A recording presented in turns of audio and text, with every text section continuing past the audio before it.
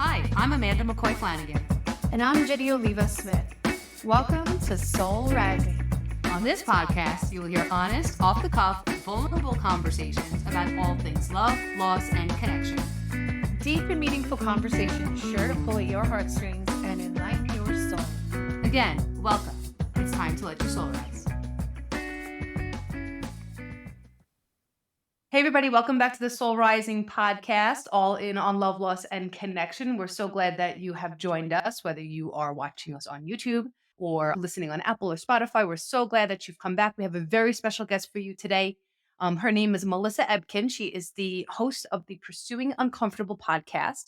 And she took a chance on Ginny and I way back last summer when we were total newbies at this. And we had a great conversation there. You can also find that on her channel on YouTube. So go check that out if you haven't already. And welcome, Melissa. Why don't you tell us a little bit about yourself? And we're going to launch into an awesome conversation after that. Thank you, Amanda. And that was one of my favorite episodes, by the way. So if you do Cool. check it out, search it up. Make sure you check it out. We had a great time and a great conversation. And I'm so thrilled to be on your podcast today. It's doing fantastic. Thank you. So Thank you. Yeah, we're working hard at it. We've gone the YouTube route. We're trying to post a lot of shorts. If any of you out there are podcasters, putting shorts on your YouTube, you probably know this, right, Melissa? It helps to train the algorithm to start showing it to more and more people. So we're trying. We're trying to get the message out there, as are you. yeah, it does make a difference. I was terrible at following through with that, but it does make a big difference. Um, Thank you for the opportunity to be here and to introduce myself. My name is Melissa Ebken. I've been a pastor for more than 25 years, and I always pause when I say that because I'm not that kind of pastor. I am a pastor in the sense that, yes, I work at a church, I engage with people, we have a faith community, we try to do a lot of good in our community, and we try to grow our souls and spirits. But there's a lot of baggage that comes along with the title pastor. And so I like to say I'm not a stereotypical pastor, but I am proud to do what I do. I love the work. My favorite part about it is to help people lean into the really difficult and uncomfortable parts of their lives and just break through it all, knock through those obstacles. That's really where the opportunities for growth are, and it makes such a difference. And then the other thing that I'm really good at, and I love helping people with, is finding their spiritual type. I'm sure we'll discuss that a little more later, but when we figure that out about ourselves, then we can really grow our spirits in tremendous ways. So that's what I do. Yeah, thank you for introducing and all of that information. I can totally attest that you are not the typical pastor of what people think pastors might do or their beliefs. You're extremely open-minded. And I love that about you, that you are kind of taking religion and broadening it and making it more inclusive and giving people access to different ways of viewing religion, viewing spirituality.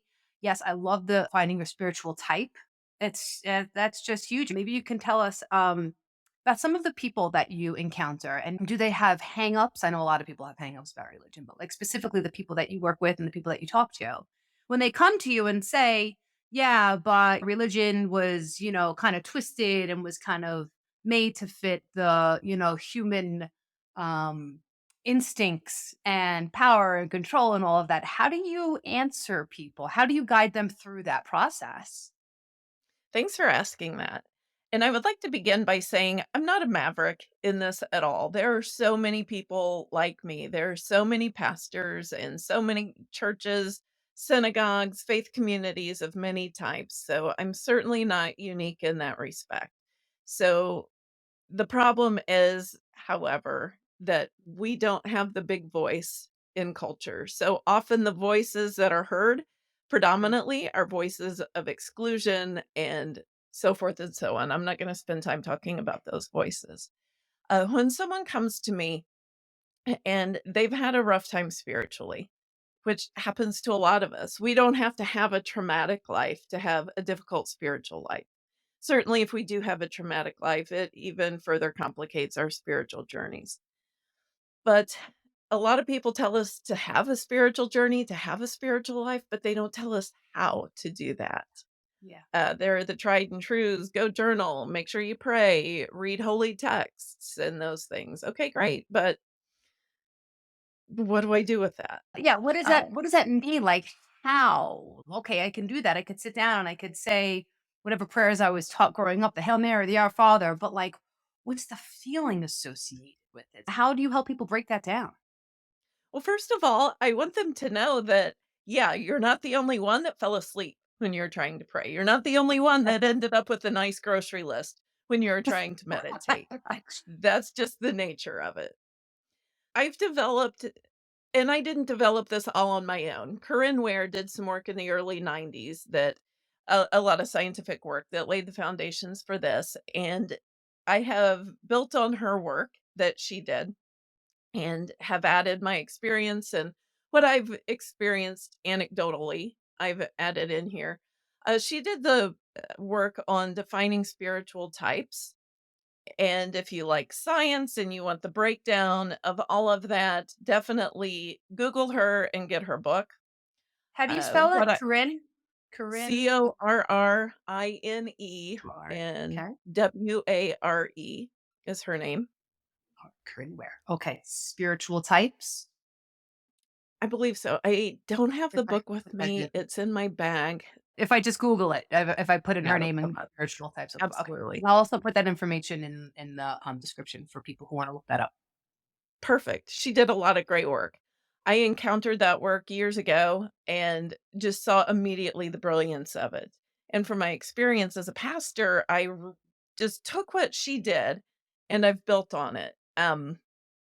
And it's resonating with a lot of people.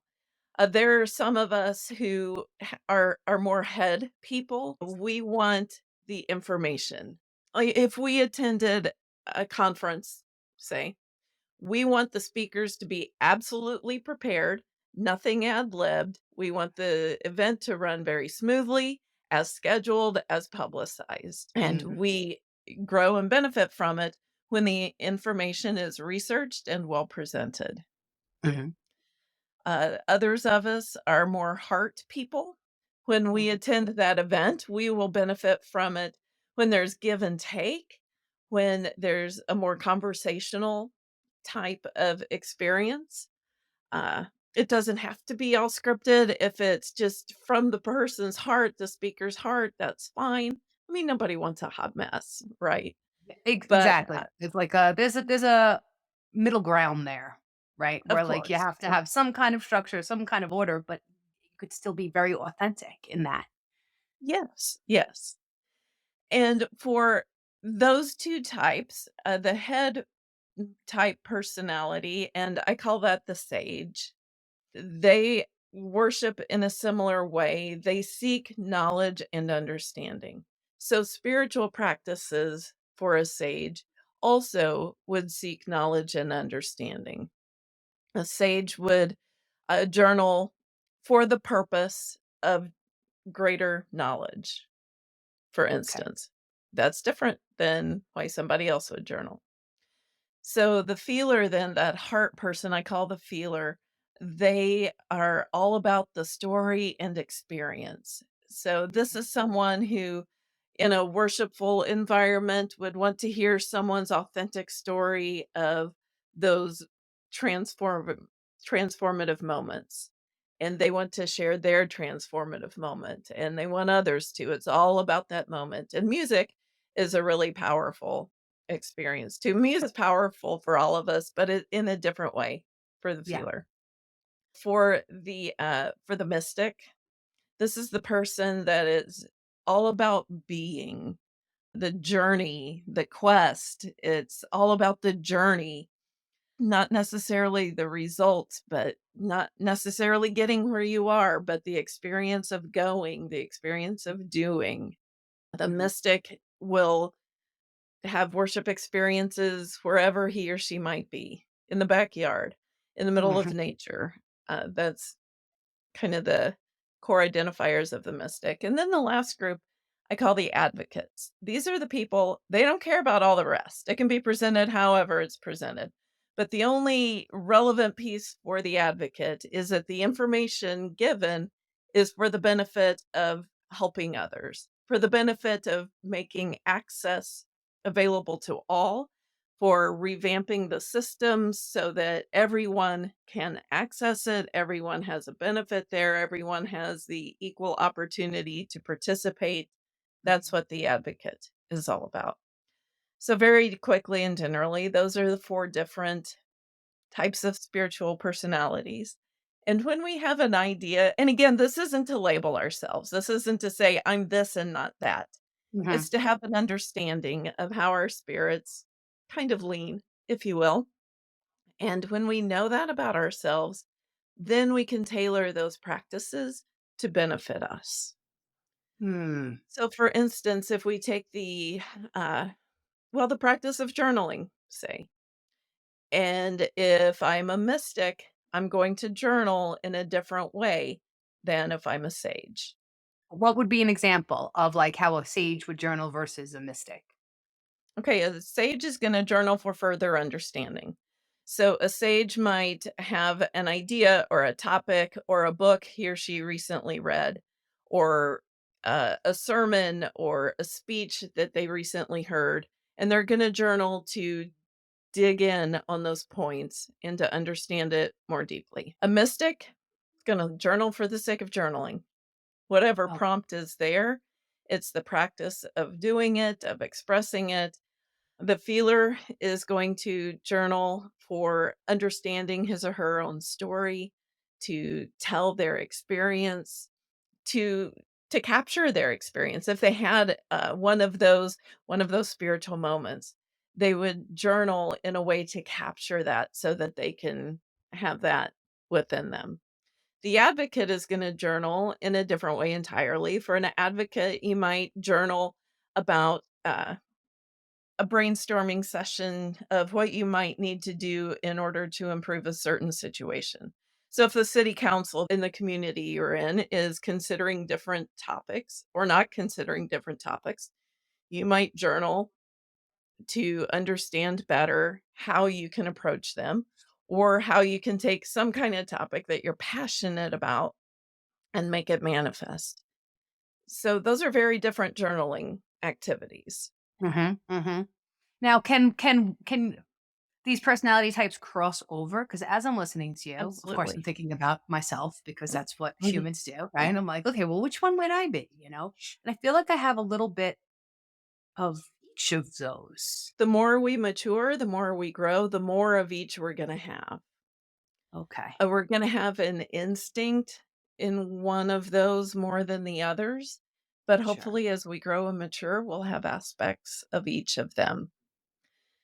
Now to stay well balanced, if you imagine these in 4 quadrants, so don't picture them in a linear fashion. The sage is in the the top right, if you're looking at it. The feeler is just below. To the left in quadrant 3 would be the mystic, and above that and next to the sage would be the advocate. So Okay, if you're going diagonally, the sage would be diagonal from the mystic. The feeler would be diagonal from the advocate. And this is okay. important because these two have a relationship to each other.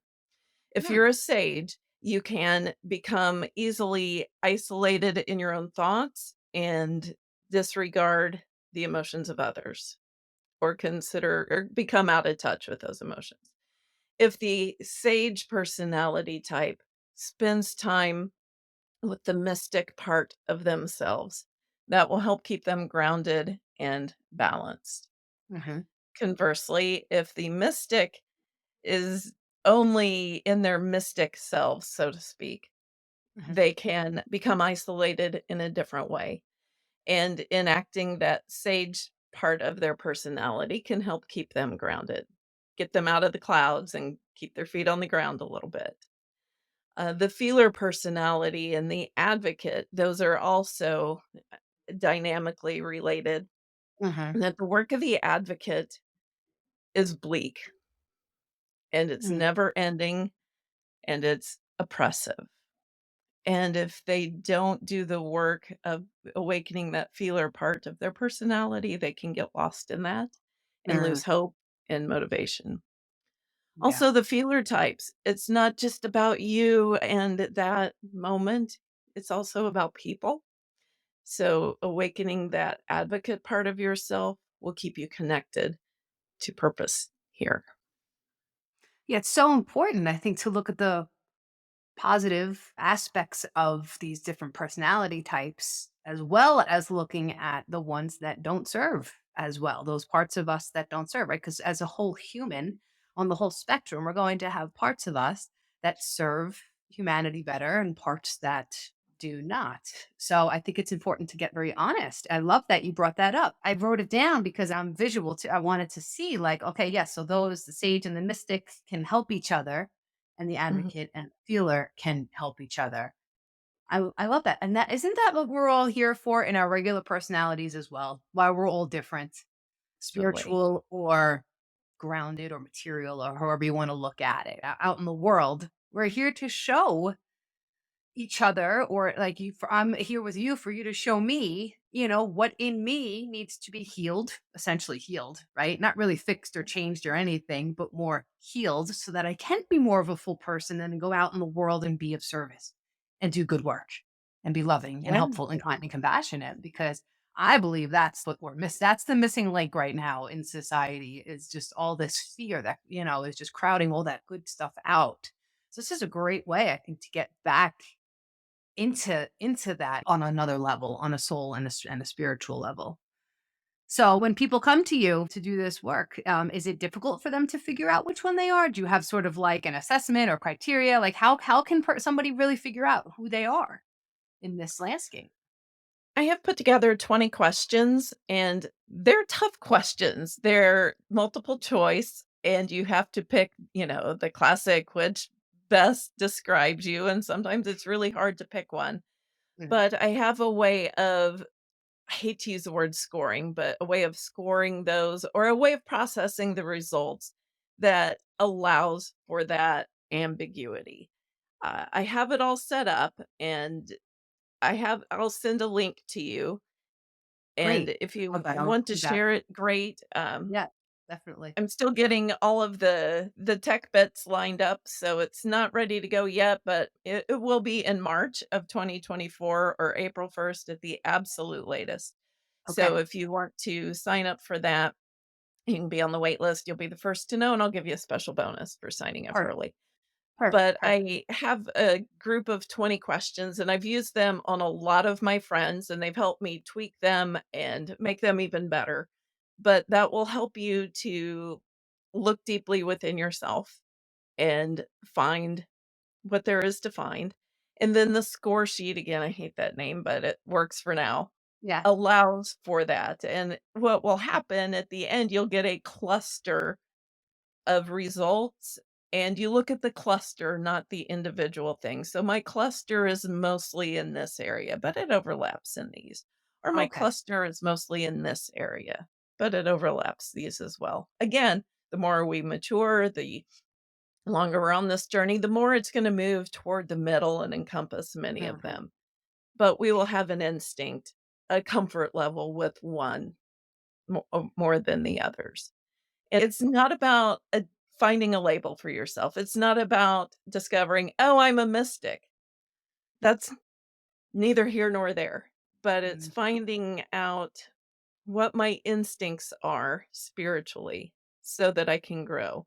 And I really liked what you were saying. How cool would it be in this world if we all felt that we were agents of wholeness, that we were those who facilitated wholeness in ourselves and then in others as well. If we could all be that catalyst to help everyone grow in the way they need to grow, how cool would that be? Yeah, and to look at these deficiencies or shortcomings, or however you want to view it, as something that is very intentionally put in us for that growth, for that journey toward wholeness, right? It just keeps us grounded and humble too, right? To say, like, yeah, I have all this great stuff about me, but I also have this other stuff that if I can learn how to use it rightly, can serve well. So, do you think that every human being on the planet is in one of those four? I know you say overlap, but essentially is one of those four types. I think Everybody that every human has an instinct of one of those 4 toward types. one. That Okay. under stress or in their most, pressing moments, one instinct would rise above the others. Okay. So, what would be one connecting thread through all four of them? Because I also want to talk to you about, like, we don't have a lot of religious pastor or minister type of men and Mhm, women on our show. We haven't yet anyway, and we haven't been on many of those types of shows. So I really want to tap into what's the connecting thread between mhm. everybody on a spiritual basis, because I think that institutions, religious institutions, have done a fairly good job of pushing people away in terms of, like, putting certain ideas out there that people think that they have to believe in order to go to this certain institution. Like, I go Mhm. to an Episcopal church, but I sort of take what I need and leave the rest. There's some scripture in there that I hear about, like, fearing God and judgment and all this kind of stuff. To me, my God doesn't judge. And I don't think that I'm going to go to heaven, or hell or purgatory or whatever, and have this whole, like, judgment day. Yeah, I believe that there's going to be an overview, if you will. There's going to be a discernment process of, okay, what did you do? What didn't you do? That kind of stuff, but not in a judgmental or shaming way. And I think a lot of people shy away from spirituality on the whole because they think it means religion. And it doesn't, right? What do you think? Thank you for that question. The uniting thread is that we are embodied spirits. We have bodies, we have souls, we have spirits, and they each serve a function. The body is the obvious one. It's how we communicate with each other in this world. It's how we move through this world. We get what the body is. And the soul and the spirit, they get a little more difficult to identify. Think of one as the housing that runs the ship, that houses the thought processes, the mind, the values, and the other one as the gut. The other one is the what transcends this life, what defines who we are at its whole. Now, I know we could spend 3 hours discussing the differences among those, and I'd rather Right, not right. get lost down that rabbit hole. Yeah. But that's what unites us. We are body, mind, and spirit. They are not distinguishable. Thank you, Plato. We are still living in a Greek influenced world where there's a division of all of those things. I would say that as human consciousness and humanity has grown and evolved, we're beginning to see that, yeah, we get why Plato saw what he saw and said what he said, but that we can understand that these things are all united, that they're the same Mhm, thing. The body, the mind, mhm. and the spirit, it's all one. So that's the thread that unites us. We are spiritual beings. Religion, honestly, to define religion, it's just a group of people who agree on a few ideas about spirituality and gather together. I mean, at its core, that's what religion is. Now, wherever you find humans running things, there will be corruption, Sure. just how things are. Yeah. So, a good idea can become corrupt pretty quickly, whatever we're talking about, whether it's matters of spirituality or anything else.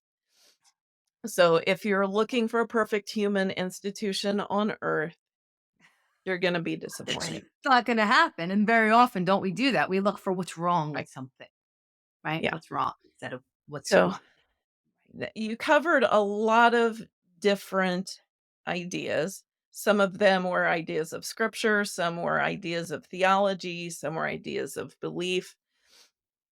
And I would handle and address all of those differently.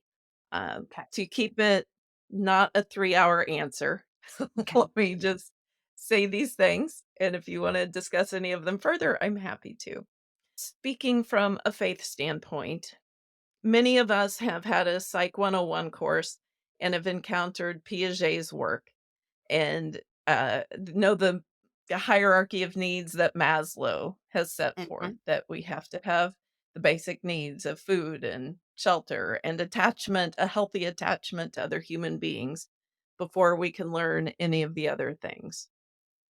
And as we experience those, other levels of growth become available to us until the top of that is self actualization. James Fowler was a contemporary of these guys, and he did work that was equivalent in the faith sphere. So his work is Stages of Faith by James Fowler, and he goes through how at different ages, different aspects of faith become available to us.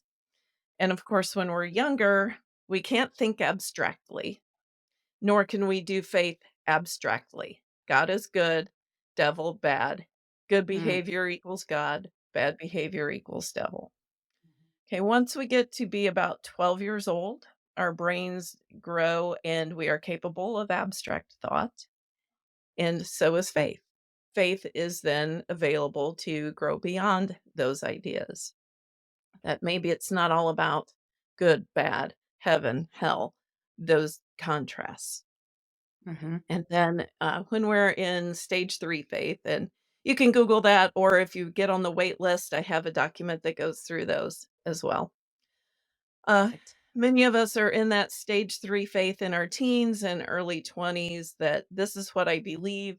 And if I hear any thought or idea or concept that doesn't fit in that, I either have to change what I believe to accommodate it or Mhm. disallow what I hear. And a lot of folks haven't grown out of that stage.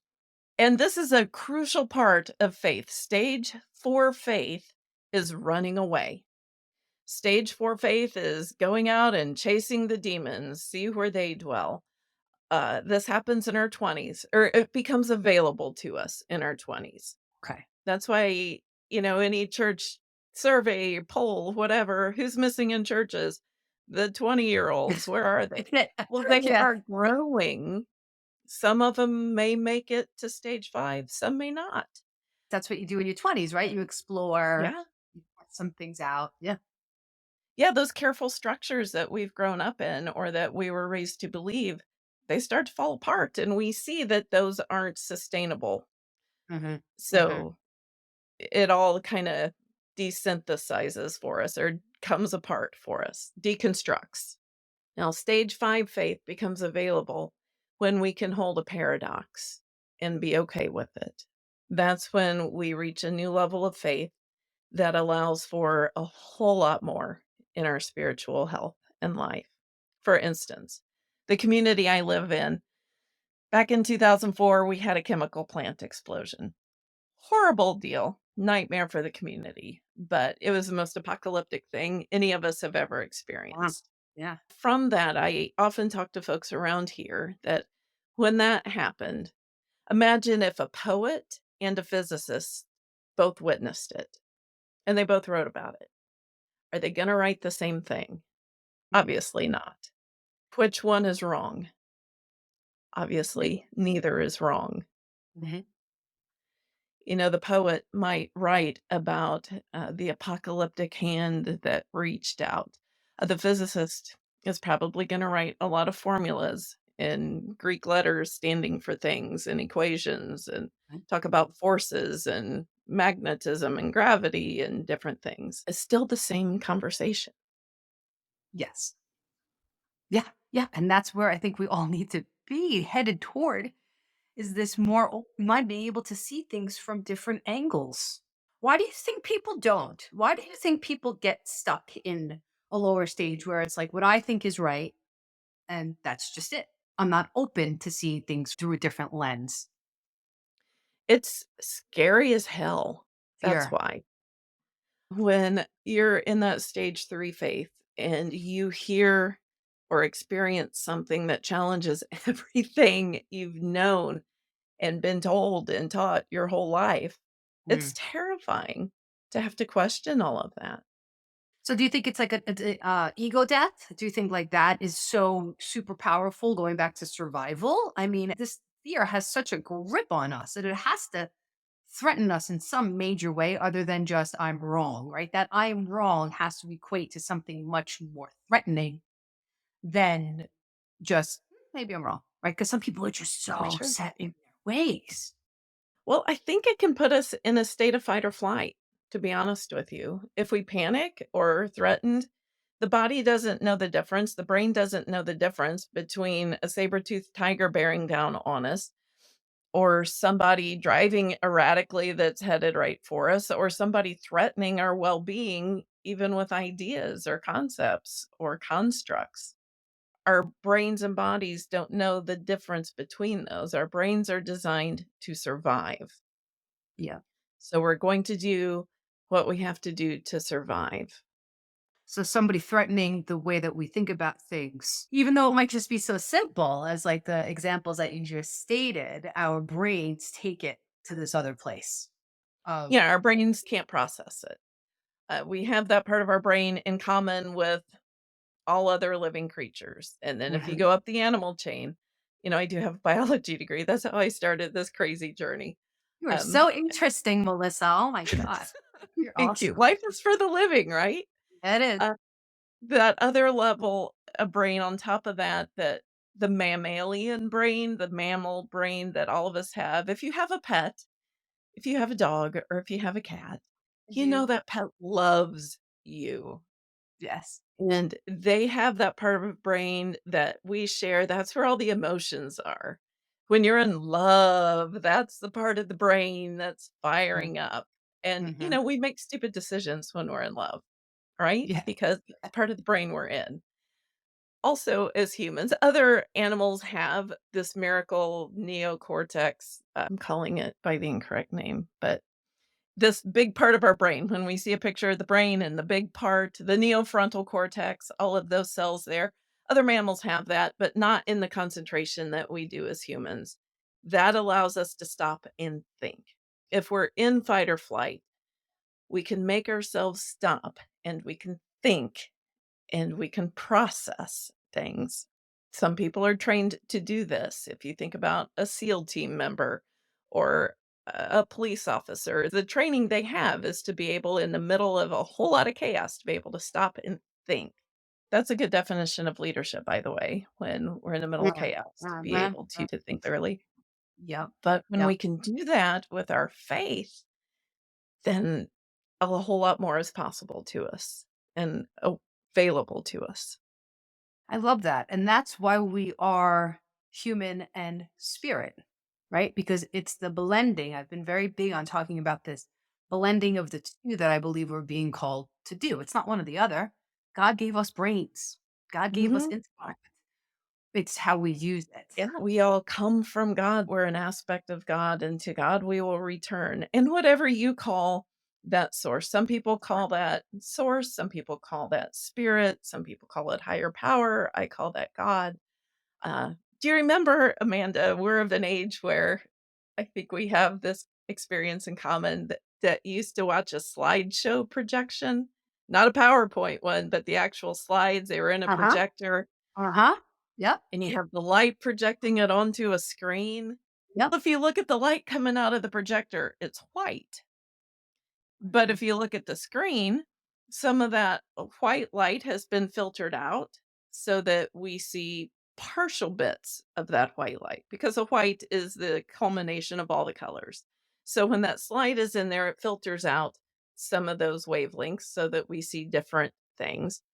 I think that's what happens in life, that God somehow puts in a filter and you get each of us. And Mm. we are all aspects of that holiness, that spirit, that source. And we get the opportunity to experience whatever this world has for us to experience. Some of us are going to have a much better experience than others. Some are going to experience the worst of this reality and some are going to have different experiences of it. But we all return into that great knowing, that great spirit. I love that metaphor. Wow, that is awesome. That we're all That's coming from this light, but then yeah. individually filtered out. I guess our experiences create that color. that Mhm. changes. Wow, that's super cool. Thanks. I would That's love to say I invented that, by the way, but I didn't. Douglas Richards writes a whole lot of science fiction books, and he thought of that image, so That's very, credit very where cool. I love it. Well, thanks for bringing it to us and to the audience. I love it. So you talked a little bit before about the different. I believe you were talking about the spirit and the soul. Can you explain? Just because I've been curious, I have sort of my own feel and definitions of it, but like, what's the difference between the spirit and the soul? I would have to look it up to remember the specifics. Well, no, just coming One, from you. No, no, well, it doesn't need to be a real definition. Your own personal view. in my personal view, one of them, and, pick which name you want to use it for. One of them houses those things that don't change about me. The basic values I have, my basic sense of what is good and true. The other one deals with ethics and morals and making decisions at the time. And the information that we have can change. Our Mhm. thoughts and ideas can change, but there are certain levels of our values that don't. So that would be the distinction for me. So the ones that don't change is that the soul, because the soul to me feels more like maybe permanent, I guess is what's coming to my mind, where like that's just who I am. And then my spirit within that can maybe waver and change and grow, but my soul is kind of constant. Is that fair Yeah, to some say? people might interchange those words, but you have the concepts. Sure. One is changeable due to the information, the experiences, and the interactions we have. And the other one, I don't want to say fixed, but I do want to say more constant. Okay.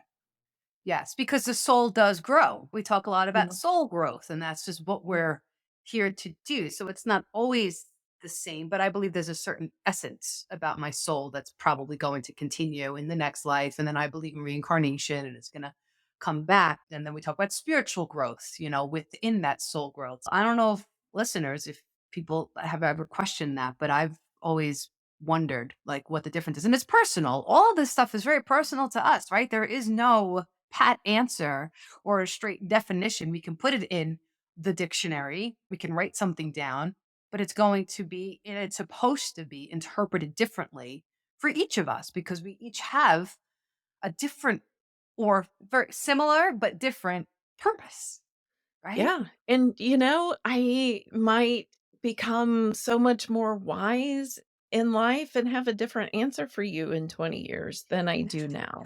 I certainly have a different answer today than I did in my 20s.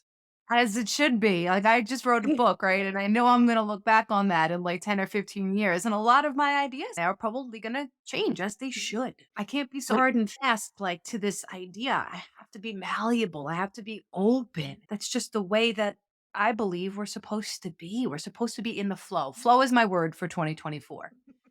I And love it's it. Thank you. It's very hard for me because I come from a lot of that headspace, the intellectual, but I also have that spirit side that drives me. So it's hard for me to just trust and go with things because the way I was raised, the way I was born, the lessons I have to learn, whatever it is. If I can control it, then I'm going to feel safe and the outcome's going to be predictable. So I'm trying to just be more in the flow. And I think that goes with just nature, right? The change of the seasons, the tide, the ocean coming in and out, everything. We're rotating. The sun of everything is in a constant state of flow. So I'm trying hard this year to just be in that. And that's where I find my spirituality. So that Mm. nature, was that the feeler? Is that the one? Maybe that's where I'm more, or was that the That mystic? I'm not sure could which be a one is. lot of them. You could be that with any of those, but Okay. it's all in how you process it and internalize it. Um, it would be a lot easier not having to think and deconstruct and reconstruct, wouldn't it? Life would be too Right. easy. What would we do? What would Yeah. we do with our time if we weren't trying to, figure some things. It Mhm. gives us that critical thinking and that reasoning, which is necessary to get us to the next stage of humanity, which is where I believe we're all headed and why it's so difficult right now.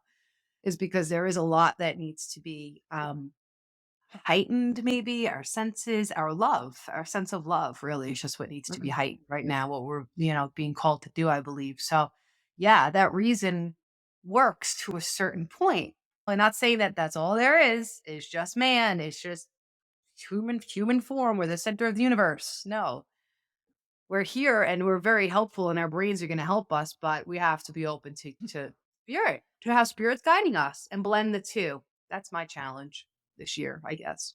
Forever. Yeah, and, it's usually the problems, the difficulties, the uncomfortable stuff that challenges us to grow. My whole shtick, if you will, is to lean Yep. into the difficult and uncomfortable things because that's how you grow. Don't push them away. Embrace That's right them. up my alley. That's yeah. Yep. That was the name of my podcast and the name of my book that is 99.9% complete. I just have Oh, a I didn't problem know. of letting it go. That's a tough process, and at some point, you just know it's ready. You just know, like it's ready to go. It's hard because it's like your baby, and you want to make sure that what you're saying in there is, like I was saying, 20 years from now, we're going to be different people. 10 years, five Mhm. years, from now, But I'm sure Yeah. you're saying what needs to be said for right now. Yeah, and there's a part of me that says, "But I'm not gonna be saying this, maybe, maybe not. I don't know, so I'm gonna hold on to." No, I just gotta let it go. This is who I Sure. am today. Yes, 100%. I saw something recently I thought was pretty cool. It was some kind of meme or whatever, and it said that there's nothing really novel. There's really no originality anymore. If you look at the plethora of material that we have and the amount of years we've been around and the geniuses and the wise people and the sages and the people that everything that's been said, it's more about saying it in a way that's going to resonate with people now. It's taking what's Mm. kind of already laid there, the foundation, the information. I believe we have it all. I believe all the answers are already here. It's just writers, speakers. It's sort of our job now to give the information to people in a way that they can consume it, Mhm. understand it, take it in, and then give this almost the same stuff back out. So we're all just kind of regurgitating similar stuff, but in different ways so that people can understand it, right? You could say one thing, and I could say the same exact thing. And for some reason, that person over there is going to hear it from you, but not from me. Yeah, and a corollary to that is giving people a safe space to deconstruct and reconstruct and synthesize things, and you do that so well, Amanda. You Oh, and thank Jenny both. You're fantastic of creating that space for Thank you. people. Yeah, Ginny is not here today because she was caught up on a work call, but she so wanted to be here. So you just got me today. But yeah, Ginny and I are a good team. And she's amazing. She's just Absolutely. amazing. She brings so much to the table. Wow. So thank you for saying that. Appreciate that. Sure. I mean, my goodness, if 3 of us were here, we might be talking well into the next 48 hours, right? Yes, yes. That's what happens. So yeah, good spiritual energy between us. So is there anything that we didn't cover? Any message you were hoping to give today to listeners? One last thing that's just niggling at the corner of my consciousness a little bit. Earlier, you mentioned scriptural texts, and the Bible says this or says that. Context is important. We can justify any thought or any inclination that we have by finding a verse in the Bible that would support it. So, one of my big things is learning about the context. Context is so important. Find out what community it came from, what the traditions were there, what the context was there, and what that message meant in that time and in that Mhm. community and among those people. That's how you get wisdom from holy text, whether it's a Bible uh, or any other text from any other world religion. That's a great point because maybe what I'm hearing, fear of God and fire and brimstone, all that, maybe it's not, I've always felt like it's not all meant to be so literal, scripture. And I think sometimes I take it literally when I need to be thinking more about exactly what you said. What was the intention of it at that Mhm. time? Or is it more metaphorical than literal? And, And what did thinking it about mean it. in that community? We might be extracting this meaning from it, and they had no concept of that in that Yeah. day and Yes, because time. it was 2,000 years ago. Things were a lot different. Yeah. Things change. Great Yes. point. Great point. Thank you for bringing that up. Yeah, that'll definitely help me to be more open minded when I'm listening to some stuff that kind of, makes me bristle a little bit. But I yeah. did a podcast episode about that if you're interested Oh, in you it. did? What is it Yeah. called? Do you remember what you named it? Goodness, I don't, but I can send you the link to it if you want. Yeah, It like doesn't the tell you what to interpret, it tells you how to. So, perfect. That's great. That's awesome. Thank you. Well, thank you so much, Melissa. This was such a great hour ish spent with you, and I got a lot out of our talk. I hope our community does as well. And everybody, if you like this show, share it, comment it on it, go follow Melissa on Instagram. Where can people find you? Where do you want us to hunt you down? Facebook or YouTube or my website are the best places to interact, and if you email me, I will email you back. What's your email address? Do you mind putting it? Do you want me just to put it in the notes or do you want to say it now?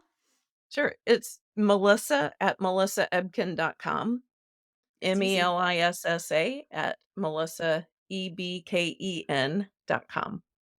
And I'll have your name in the title of the show so people can go and check that and get it accurate. So awesome. Thank you so much for being here. I totally appreciate it. This was a great conversation. We'll have to do it again in hopefully less than 20 years when our ideas change and we can watch this and Absolutely. go back and say, oh man, what was I thinking?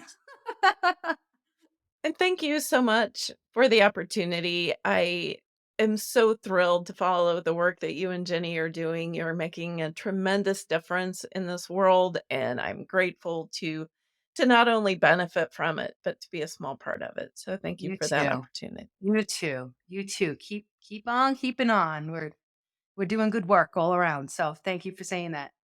Okay, I'll talk to you soon. Have a good one. You too. Bye-bye.